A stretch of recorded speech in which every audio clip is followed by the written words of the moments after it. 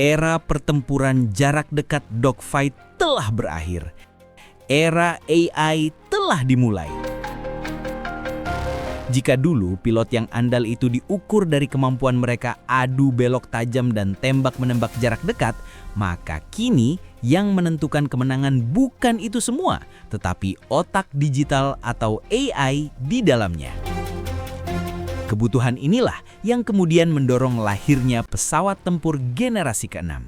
Dan di muka bumi ini hanya ada 7 kandidat jet tempur generasi ke-6 yang tengah bersaing untuk merealisasikan visi tersebut. Cina menyiapkan 2 jet, J-36 dan J-50. Amerika Serikat juga mengembangkan 2 pesawat, F-47 untuk Angkatan Udara dan F-EXX untuk Angkatan Laut. Rusia fokus pada MiG-41, jet hipersonik generasi ke-6, pengganti MiG-31.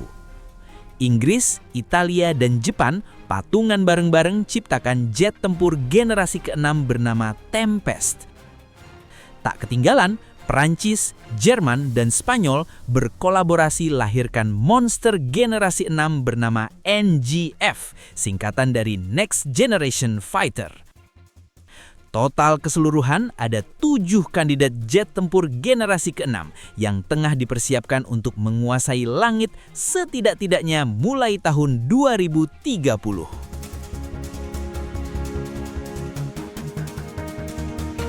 Dr. Will Roper, mantan pejabat tinggi pertahanan AS yang kini menjadi pengajar di University Stanford, menyatakan bahwa revolusi terbesar jet generasi ke-6 terletak pada kemampuan AI-nya dalam mengendalikan pertempuran layaknya seorang komandan. Bayangkan, seorang pilot hanya perlu berkata, "Hancurkan target A." Lalu AI di dalam pesawat langsung mengatur strategi, mengerahkan 2-6 drone, membagi-bagi tugas. Ada yang mengintai, ada yang jadi umpan untuk dikorbankan, dan ada juga yang bawa senjata buat membunuh. Pilot tak perlu repot menghitung sudut tembak atau kecepatan angin, karena semua diatur oleh algoritma yang belajar dari jutaan simulasi latihan di komputer. Menurut wawancara Roper dengan Aviation Week, sistem ini mirip orkestra, di mana pilot adalah konduktor, sementara AI ibarat para musisi yang sudah hafal setiap not lagu. Tapi kemampuan AI tak berhenti di koordinasi drone. Shahnewas Karim Sakib, peneliti dari University of Tennessee at Chattanooga, mengungkap dalam makalahnya tahun 2024 bahwa AI juga menjadi malaikat penjaga pilot saat terancam. Misalnya, ketika rudal musuh mendekat dari belakang, AI hanya butuh sepersekian detik untuk menganalisis kecepatan rudal, trayektorinya, bahkan kondisi angin di sekelilingnya. AI kemudian akan memilih salah satu opsi dari beberapa opsi berikut ini.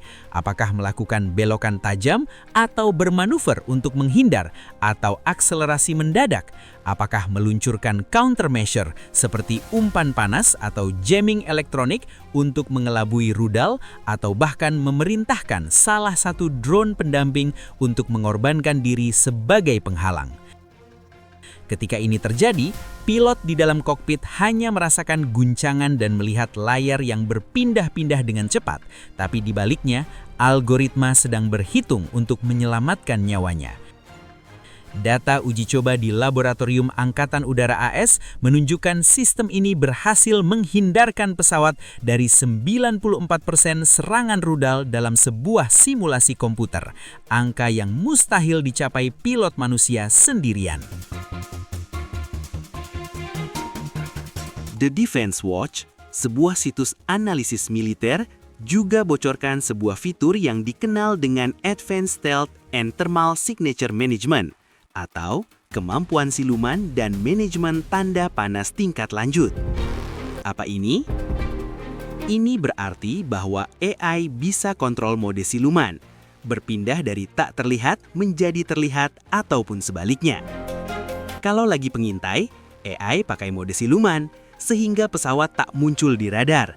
Tapi kalau lagi ingin jebak musuh, AI sengaja kasih dikit jejak radar sebagai umpan, biar lawan gegabah nyerang. Kalau dulu pesawat siluman cuma bisa ngumpet, sekarang dia bisa ngumpet sekaligus bisa jadi master of deception.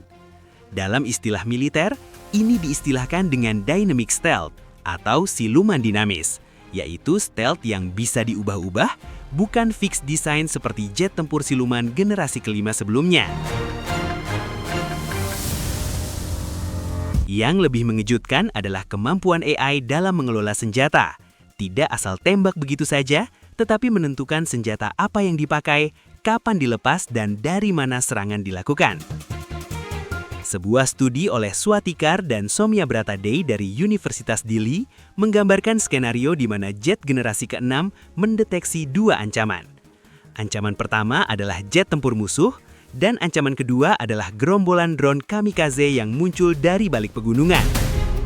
Maka AI-nya langsung memutuskan. Untuk hancurkan pesawat siluman, ia memilih rudal hipersonik yang bisa mengunci target.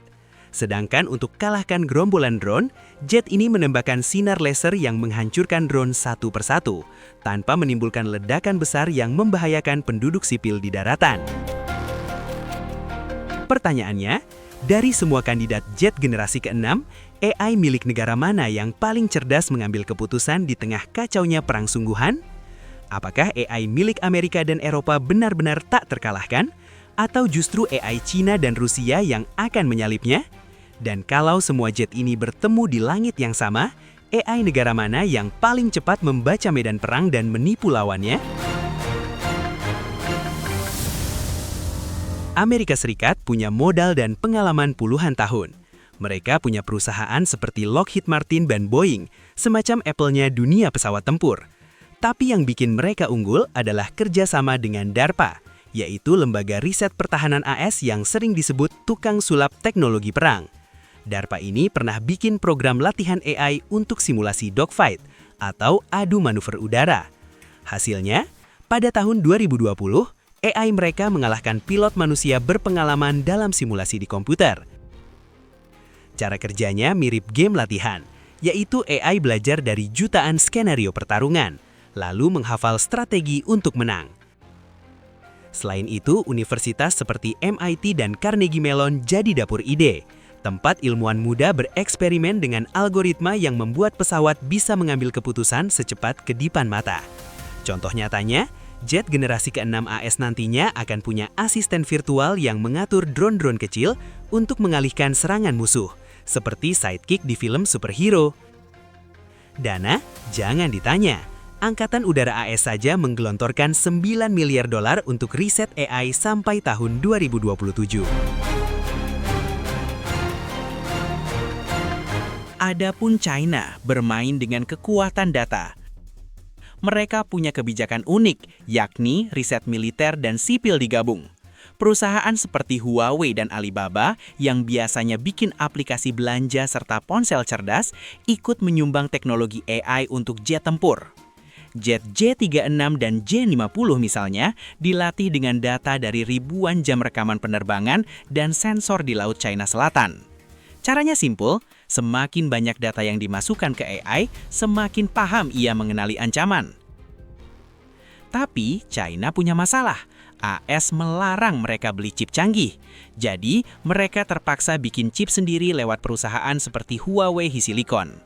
Hasilnya, AI mereka kuat di analisis data, tapi masih kesulitan di situasi tak terduga. Ibaratnya, pesawat China itu paham cara terbang lurus, tapi bingung kalau cuaca tiba-tiba menjadi buruk. Sedangkan Rusia itu seperti petinju yang masih kuat tapi kakinya terluka. Kandidat jet tempur generasi ke-6 MiG-41 mereka dirancang untuk terbang super cepat, hipersonik, dan bertahan di suhu ekstrem. Tim pengembangnya dari United Aircraft Corporation bekerja sama dengan laboratorium kuno Uni Soviet yang masih punya keahlian unik. Masalahnya, sejak perang Ukraina, Rusia kesulitan beli komponen elektronik canggih karena sanksi internasional. Jadi, AI di MiG-41 lebih mengandalkan aturan kaku ketimbang belajar sendiri. Contoh, sistem navigasinya pakai peta digital yang sudah diprogram, bukan AI yang bisa menyesuaikan rute secara real-time seperti Google Maps. Keunggulan mereka hanya di material pesawat. Sensor AI dilindungi lapisan khusus yang tahan gesekan udara saat terbang kencang. Sementara itu, Inggris, Italia, dan Jepang dengan kandidat jet tempur generasi ke-6 bernama Tempest bermain dan patungan di tim. Mereka ibarat grup musik yang anggotanya punya keahlian bermacam-macam. Inggris jago bikin software, Italia ahli desain aerodinamis, Jepang jago elektronik presisi. Jet Tempest dirancang dengan sistem modular, artinya komponen AI bisa diperbarui seperti update aplikasi di ponsel. Contoh nyata, tahun lalu BAE Systems, perusahaan Inggris, uji sistem AI yang bisa mendeteksi serangan cyber dalam 0,001 detik. Tapi kerjasama 3 negara ini bikin proyek jadi lambat. Bagaimana tidak, 3 orang mau bikin kue bareng-bareng, tapi satu mau rasa coklat, satu vanila, satu maunya keju. Akhirnya adonan jadi berantakan. Sebuah laporan menyebut tim Jepang dan Inggris sempat bertengkar soal cara kerja AI. Inggris mau yang cepat ambil keputusan, Jepang mau yang lebih berhati-hati. Prancis, Jerman, dan Spanyol lebih fokus pada etika. Mereka percaya AI di jet tempur generasi ke-6 harus bisa dijelaskan ke pilot. Misalnya, kenapa memilih menyerang sasaran A bukan sasaran B. Ini karena Uni Eropa punya aturan ketat, yaitu mesin tidak boleh mengambil keputusan hidup mati tanpa pengawasan manusia. Perusahaan seperti Dassault dari Prancis dan Airbus dari Jerman bikin sistem yang mirip asisten pribadi. Contoh, AI NGF akan bilang ke pilot begini, musuh di kiri kita lebih berbahaya karena membawa rudal jenis X, sementara yang di kanan sudah kehabisan bahan bakar. Kelemahannya, diskusi etika ini memperlambat proyek. Jerman dan Prancis sempat debat berbulan-bulan hanya untuk menentukan seberapa besar otonomi AI boleh diambil.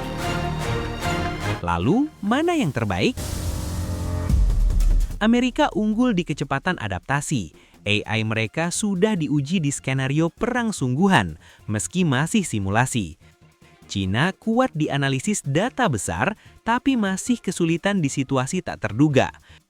Eropa dengan Tempest dan NGF lebih aman dan transparan, tapi lambat karena banyak kompromi politik. Rusia masih mengandalkan teknologi lama, tapi punya keahlian unik di material tahan panas. Faktanya, tidak ada yang sempurna. Amerika dan Cina berlomba jadi yang tercepat, sementara Eropa memilih jalan aman. Ibarat balapan mobil, AS dan China pakai mesin turbo dengan resiko meledak, Eropa pakai mobil listrik yang ramah lingkungan tapi lebih pelan. Mana yang menang?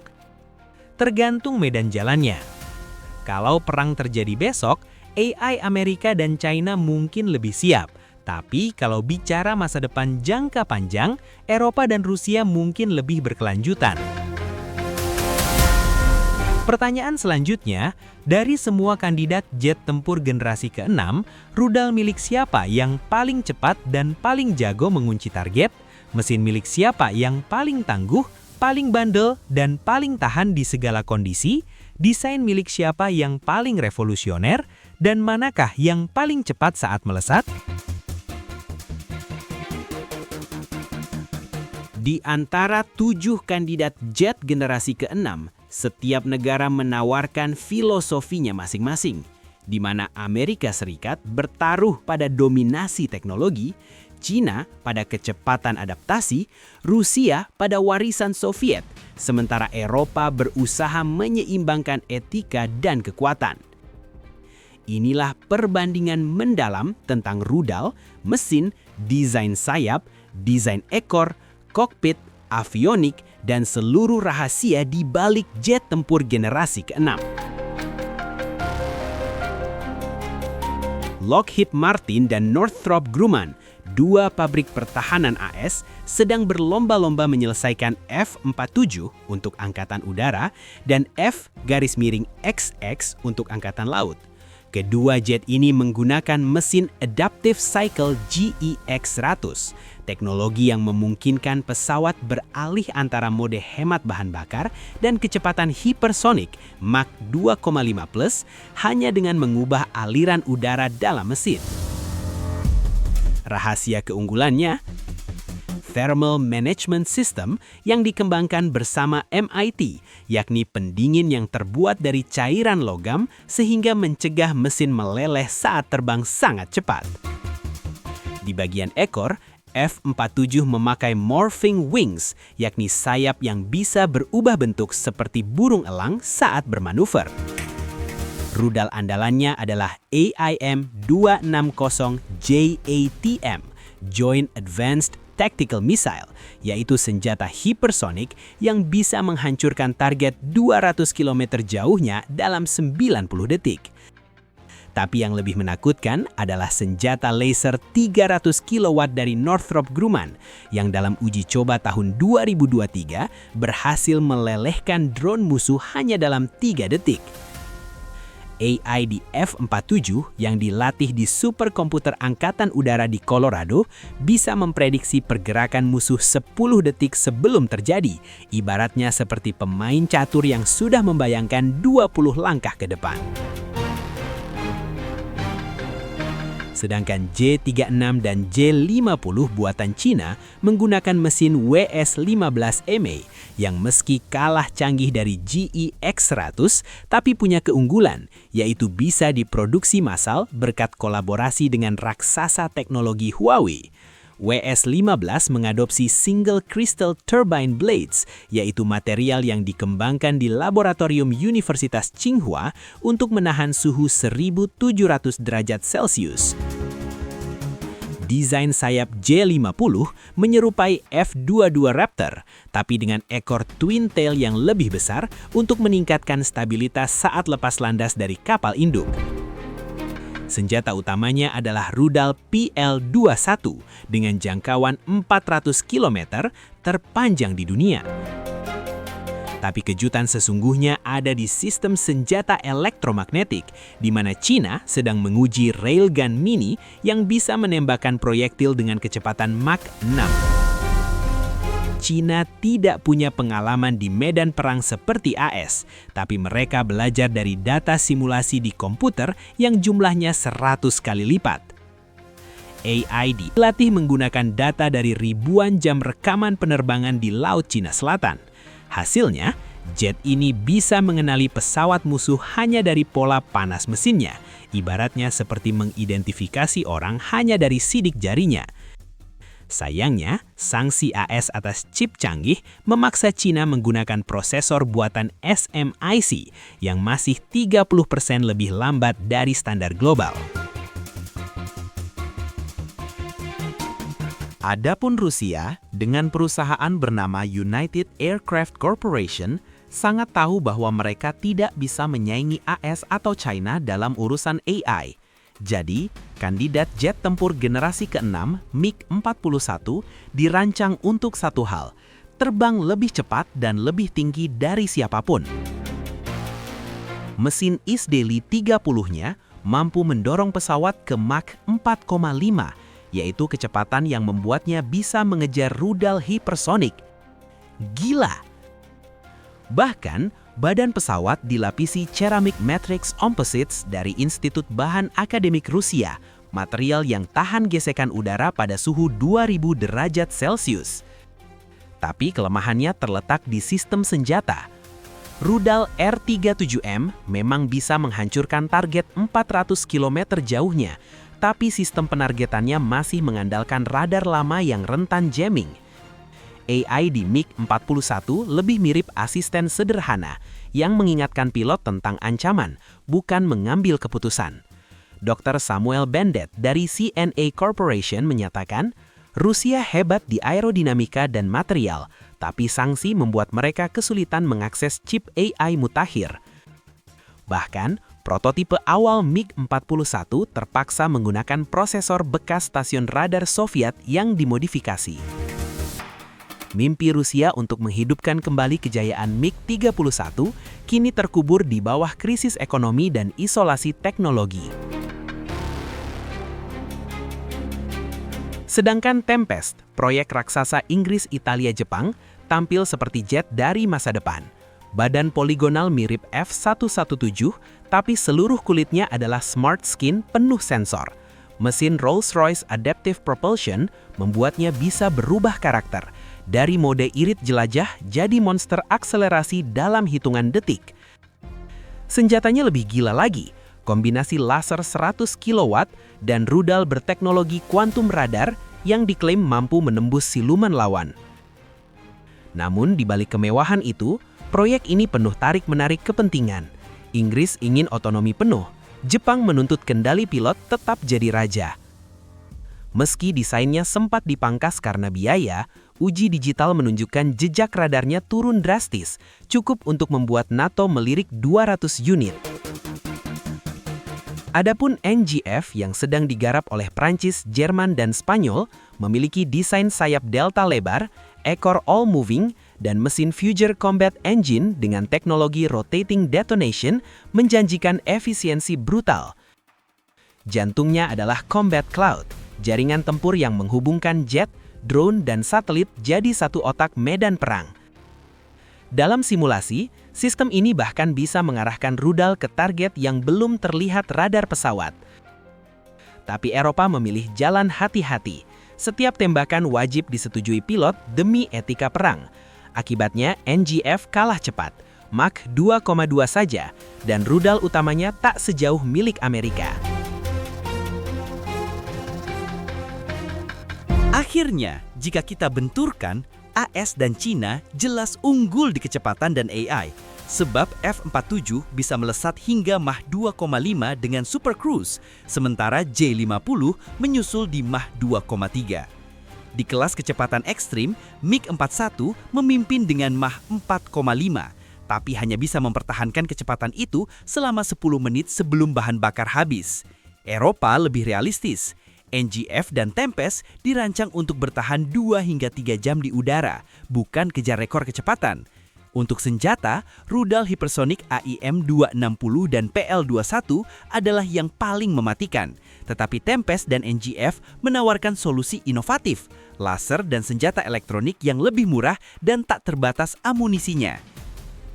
Di sektor mesin, GEXA-100 AS dan Future Combat Engine Eropa unggul dalam efisiensi, sementara Cina dan Rusia masih bergantung pada teknologi turbin konvensional yang dimodifikasi.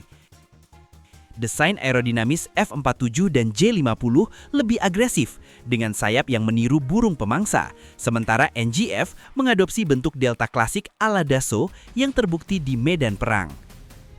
Di tengah semua ini, satu hal sering dilupakan. Perang sejati tidak dimenangkan oleh teknologi semata.